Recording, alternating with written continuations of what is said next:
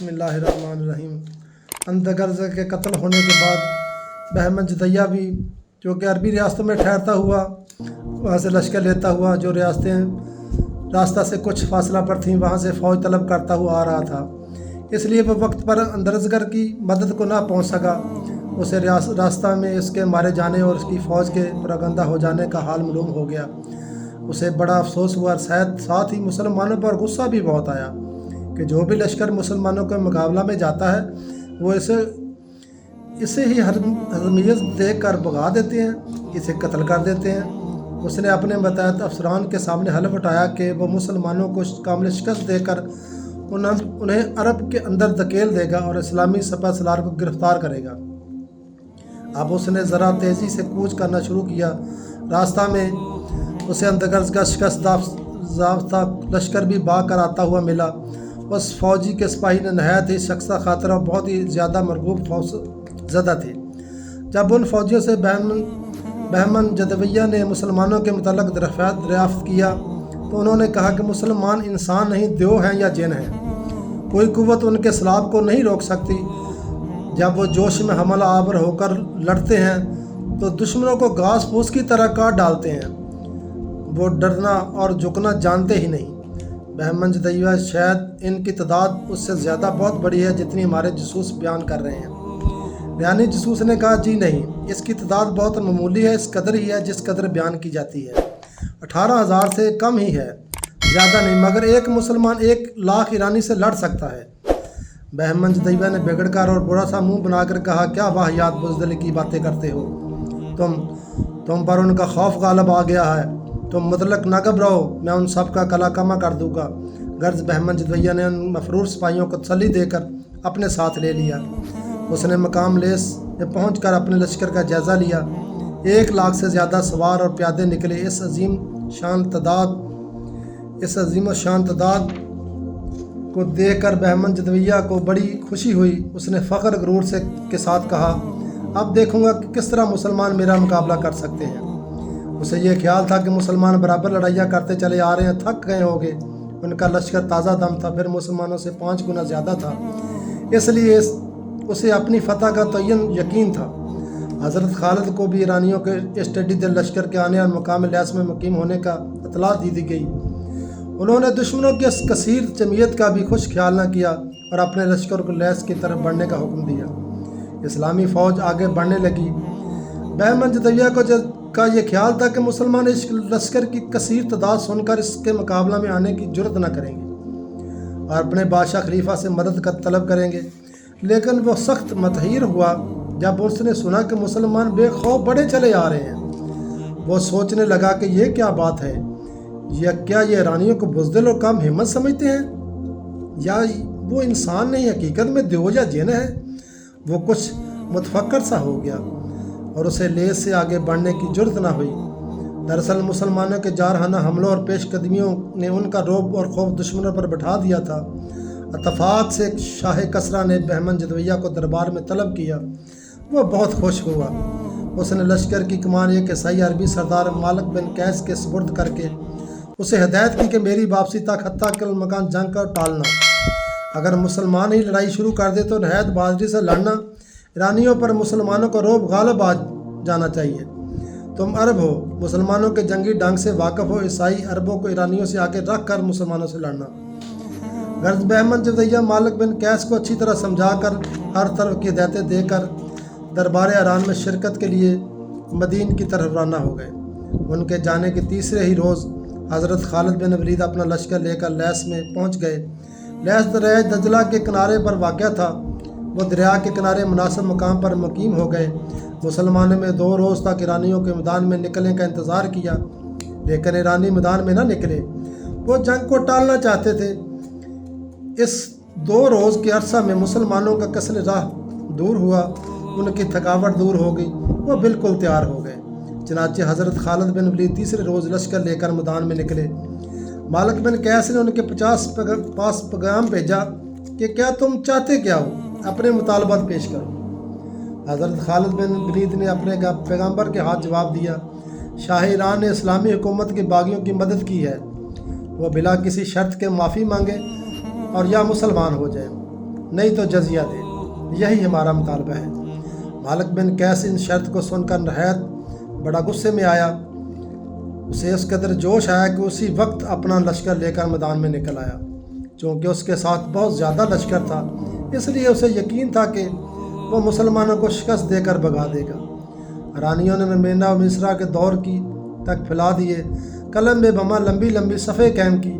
حضرت خالد اگرچہ ممینا اور مصرا قلب سب ہی قائم کیے، لیکن چونکہ ان کے پاس لشکر تھوڑا تھا، اس لیے وہ رانیوں کے پورے محاذ میں اپنی فوج نہ پھیلا سکے، بلکہ ان کے ممینا و مصرا اور قلب رانیوں کے قلب کے محاذ میں قائم ہو سکے۔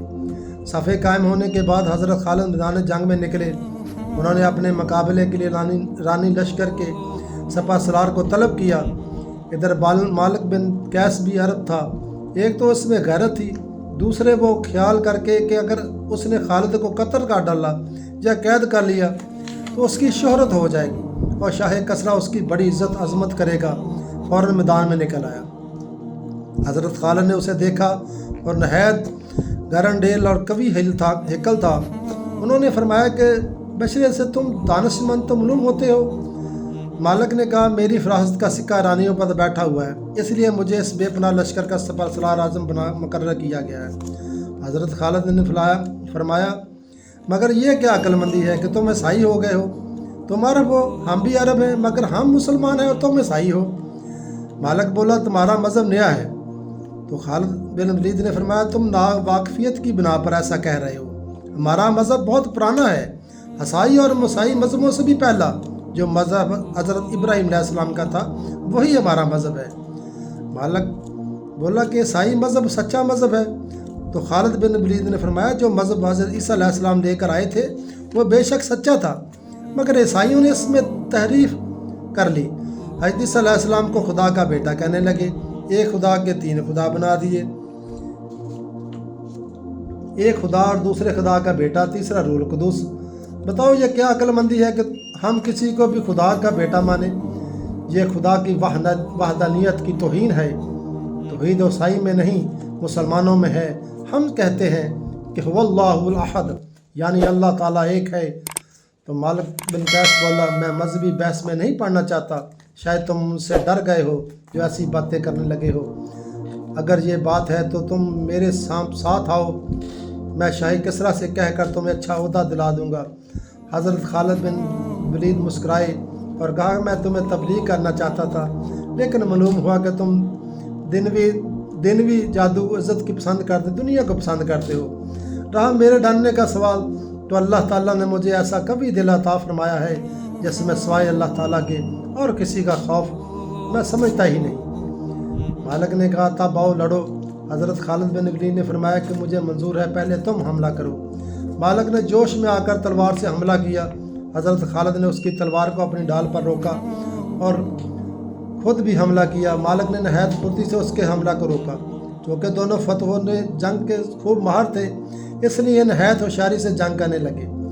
فریقین کے سپاہی گردنیں اٹھا کر جنگ کا تماشا دیکھنے لگے۔ ایک مرتبہ مالک نے بڑی پھرتی سے حملہ کیا، ساتھ ہی خالد نے بھی حملہ کیا۔ دونوں کی تلواریں ساتھ اٹھیں، لیکن حضرت خالد کی تلوار سبقت لے گئی اور مالک کا سر کٹ کر دور جا گرا۔ یوں ہی ایرانیوں نے اپنے سالار کو مردہ ہو کر گرتے دیکھا۔ انہوں نے جوش میں آ کر مسلمانوں پر حملہ کر دیا۔ ایرانیوں کو دوڑتے دیکھ کر مسلمان بھی دوڑ پڑے۔ دونوں فریق دونوں طرف سے آپس میں جپٹنے لگے۔ جس جگہ حضرت خالد کھڑے ہوئے تھے اسی جگہ آمنے سامنے آ کر مل گئے۔ دونوں فریق ایک دوسرے پر نہایت جوش سے حملہ آور ہوئے۔ تلواریں تڑپ کر میانوں سے نکل آئیں۔ خون ریز جنگ شروع ہو گئی۔ سر تن کے فیصلے ہونے لگے، لاشوں پر لاشیں گرنے لگیں۔ ایرانی سپاہیوں سے آگے عیسائی عرب تھے، انہیں اپنی بہادری پر بڑا ناز تھا۔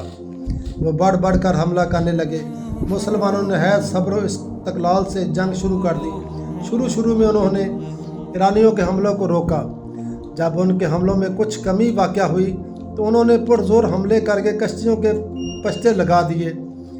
ان کی برقابر تلواریں ایرانیوں اور عربوں کو بے دریغ قتل کرنے لگی۔ حضرت خالد بن ولید نے پھرتی سے حملے کر کے عیسائیوں کو اس قدر کاٹنا اور ایرانی صفوں کو زیر و زبر کرنا شروع کیا جیسے وہ مٹی کے بنے ہوئے گوشت پوشت کے انسان نہ ہوں، چونکہ ایرانی لمبائی میں دور تک پھیلے ہوئے تھے، اس لیے انہوں نے حلالی صورت میں بڑھ کر مسلمانوں کو نرغہ میں لے لیا۔ اب یہ صورت ہو گئی کہ مسلمانوں کے چاروں طرف ایرانی عیسائی عرب شاہ گئے، بڑے جوش سے لڑنے لگے، لیکن جب جوش و خروش سے مسلمان لڑ رہے تھے وہ عیسائیوں میں نہ تھا۔ ہر مسلمان خون خوار شیر بن گیا تھا، زوردار حملے کر کے عیسائیوں کو گھاس پھونس کی طرح کاٹ رہا تھا، اگرچہ ایرانی بھی مسلمانوں کو شہید زخمی کر رہے تھے، لیکن مسلمان شاید ہی مر کر گرتا تھا اور جو زخمی ہوتا تھا وہ اور بھی جوش کے ساتھ لڑنے لگتا تھا۔ ایرانی اس کثرت سے مر رہے تھے کہ ان کی لاشوں سے میدان پٹا تھا، اور ایرانی زخمی ہو جاتا تھا وہ میدان جنگ سے ہٹ جاتا تھا۔ مسلمانوں نے اس قدر خون ریزی کی کہ ان کے کپڑوں اور خون کے چکدے جم گئے، خصوصاً حضرت خالد بن ولید کے کپڑوں پر تو ایسا معلوم ہونے لگا جیسے انہوں نے گوشت کے لوتھڑے چپکائے ہوئے ہوں۔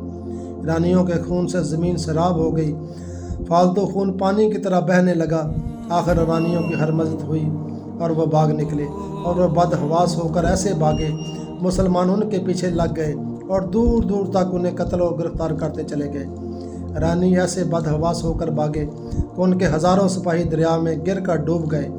جب ایرانی دور نکل گئے تب مسلمان واپس آئے۔ اس لڑائی میں 70,000 ایرانی مارے گئے اور مسلمان 130 شہید ہوئے۔ مورخین کو حیرت ہے کہ مسلمانوں نے ایرانیوں کی اتنی بھاری تعداد کو کیسے مار ڈالا۔ اس مارکے میں مسلمانوں کو اس قدر مال غنیمت ملا کہ جب 5واں حصہ نکال کر 4 حصے سپاہیوں میں تقسیم کیے گئے تو ہر مزاحت کے حصے میں کئی ہزار روپے کی ملکیت کا سامان آیا۔ یہ تھا وہ جذبہ اسلام جس آج کا مسلمان اتنا کمزور ہو چکا ہے کہ جو جہاد کے نام سے اس کی ٹانگیں کانپ جاتی ہیں، وہ اتنا کمزور ہو چکا ہے کہ جہاد جو فرض ہے اس فرض کو ہی بھول بیٹھا ہے۔ مسلمانوں اٹھو، اللہ کے لیے، اس کے رسول کے لیے جہاد ہم پر فرض ہے۔ انشاءاللہ جہاد میں حصہ ڈالیں گے۔ ثم آمین، آمین ثم آمین۔